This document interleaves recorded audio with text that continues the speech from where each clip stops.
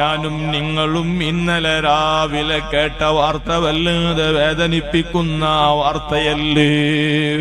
ഇതുപോലെയുള്ള ആത്മീയ വേദികളിൽ നിറസാന്നിധ്യമായിരുന്ന നമ്മുടെ ഹൃദയാന്തരങ്ങളിലേക്ക് ആത്മീയ വെളിച്ചം പകർന്നു നൽകിയ പ്രിയപ്പെട്ട ഹാഫിള് മസ്ഊദ് സഖാഫി ഉസ്താദ് നമ്മോട് വിട പറഞ്ഞില്ലേ? അന്നത്തെ രാത്രി പോലും ദേവർശോലയിൽ പ്രഭാഷണം നടത്തിയവരല്ലേ?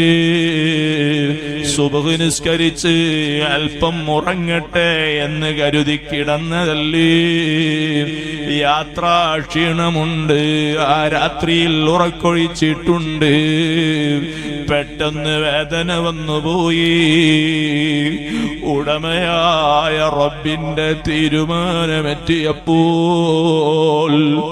ഇന്നാ ലില്ലാഹ്, റബ്ബിനെ ചോദ്യം ചെയ്യാൻ ആർക്കും അവകാശമില്ലല്ലോ. പ്രിയപ്പെട്ടവരെ കൊണ്ടുപോകുമ്പോൾ റബ്ബേ കുറച്ചുകൂടി ഞങ്ങൾക്ക് വേണമായിരുന്നു, അല്ലാ ഞങ്ങൾക്ക് കുറച്ച് കാലവും കൂടി ആ പ്രഭാഷണം കേൾക്കണമായിരുന്നു എന്ന് ആശിക്കാൻ അവകാശമില്ലല്ലോ. 43-കാരനായ ചുറുചുറുക്കുള്ള ചെറുപ്പക്കാരനല്ലേ?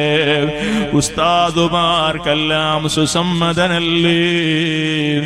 എല്ലാവരുടെയും ഹൃദയാന്തരങ്ങൾ നല്ല പെരുമാറ്റം കൊണ്ട് കവർന്നെടുത്തവരല്ലേ? ഒരാൾക്കും മോശം പറയാനില്ലാത്ത സൽസ്വഭാവത്തിന്റെ ഉടമയല്ലേ? 1 മണിക്കൂർ പ്രഭാഷണം നടത്തിയാൽ ആ 1 മണിക്കൂർ സമയവും നല്ല പോയിന്റുകൾ, നല്ല വിഷയങ്ങൾ അവതരിപ്പിച്ചവരല്ലേ? അല്ലാഹു അവിടുത്തെ ഖബറിലേക്ക് ഈ ഇൽമിന്റെ മജ്ലിസിന്റെ വെളിച്ചം നൽകട്ടെ. ഇന്നും ഉസ്താദ് വഅദ് ഏറ്റിട്ടുണ്ട്. ഈ റമളാനിൽ ദശദിന പ്രഭാഷണം ഏറ്റെടുത്തിട്ടുണ്ട്. അല്ലാഹു കൊണ്ടുപോയില്ലേ? ചെറിയ 3 മക്കള് അനാഥരായില്ലേ? വാഹനത്തിന്റെ മുകളിൽ പൊടിപടലങ്ങൾക്കിടയിൽ വാപ്പച്ചി മരിച്ചുപോയി. അവിടുത്തെ ചെറിയ മോനെ എഴുതി വച്ചില്ലേ? എങ്ങനെ സഹിക്കാനാണ്? ഏത് വാക്കു പറഞ്ഞ് ആശ്വസിപ്പിക്കാനാണ്? റബ്ബിന്റെ വിധിയിൽ സമാധാനിക്കാനല്ലാതെ വകുപ്പില്ലല്ലോ. അല്ലാ ഞങ്ങളെ മസ്ഊദ് സഖാഫി ഉസ്താദിന്റെ ഖബറിടം സ്വർഗ്ഗത്തോപ്പാക്കണേ അല്ലാ. ജീവിതത്തിൽ പറഞ്ഞ എല്ലാ ഇൽമുകളും ചെയ്ത എല്ലാ ഹസനാത്തും ഖബറിൽ ഉപകരിക്കുന്ന അമലാക്കി മാറ്റിക്കൊടുക്കണേ അല്ലാ. മസ്ഊദ് സഖാഫിയുടെ പ്രഭാഷണത്തിന് പകരം വരുമോ എന്ന് വിളിച്ചു ചോദിക്കുന്നത് കേൾക്കേണ്ട അവസ്ഥ വന്നുപോയല്ലോ. സഹിക്കാൻ കഴിയുന്നില്ല, ഉൾക്കൊള്ളാൻ സാധിക്കുന്നില്ല, മനസ്സിനെ ബോധ്യപ്പെടുത്താൻ കഴിയുന്നില്ല. സുഹൃത്തുക്കളെ, മസ്ഊദ് സഖാഫി ഉസ്താദ് നമുക്ക് മുന്നേ യാത്ര പോയി. നാളെ നമുക്കും ആ വഴിയിൽ യാത്ര പോകണം. ആ വഴിയിൽ പോവാതെ രക്ഷയില്ല. ആ വഴിയിൽ യാത്ര പോകൽ നിർബന്ധമാണ്. ഇമാം ശാഫിഈ റളിയല്ലാഹു അൻഹു മരണപ്പെടാൻ ശത്രുക്കൾ ആഗ്രഹിച്ചപ്പോ ശാഫിഈ ഇമാം പറഞ്ഞതെന്താണ്? മരണം എനിക്ക് മാത്രമുള്ളതല്ല, മരണം ഞാൻ മരിക്കാൻ ആഗ്രഹിക്കുന്നവർക്കും വരാനുള്ള സത്യമാണ്, യാഥാർത്ഥ്യമാണ്. നമുക്ക് മുന്നേ അവര് യാത്ര പോയി. ആഖിറുസ്സമാനിന്റെ ഫിത്ന ഫസാദിൽ നിന്ന് ആ പോയ ആളുകൾ രക്ഷപ്പെട്ടു പോയി.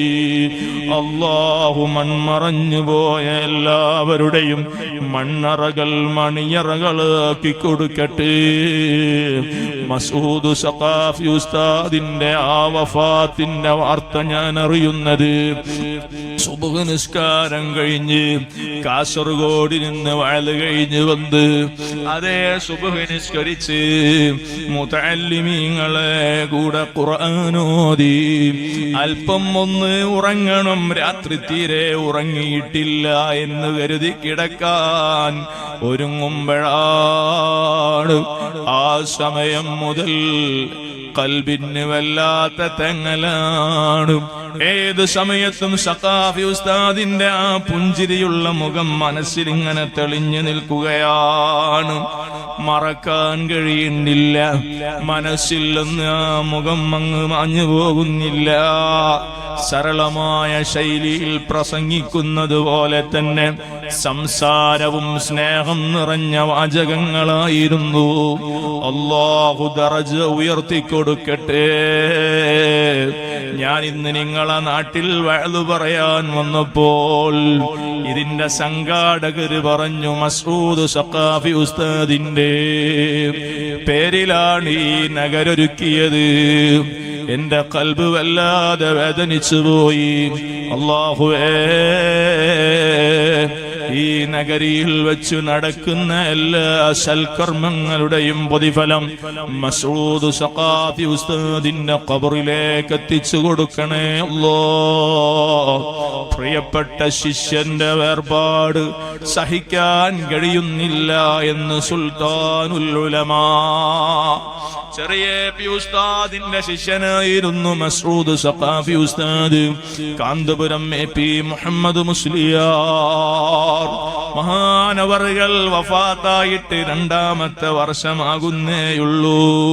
സുഹൃത്തുക്കളെ, ആ ചെറിയ പി ഉസ്താദിന്റെ പ്രഭാഷണം പോലെ തന്നെ ഒന്നും അതാ വെട്ടിമാറ്റാനില്ലാത്ത വിധം എല്ലാ അർത്ഥത്തിലും സമ്പന്നമായ പ്രഭാഷണമായിരുന്നു മസൂദ് സഖാഫി ഉസ്താദിന്റെ പ്രസംഗം.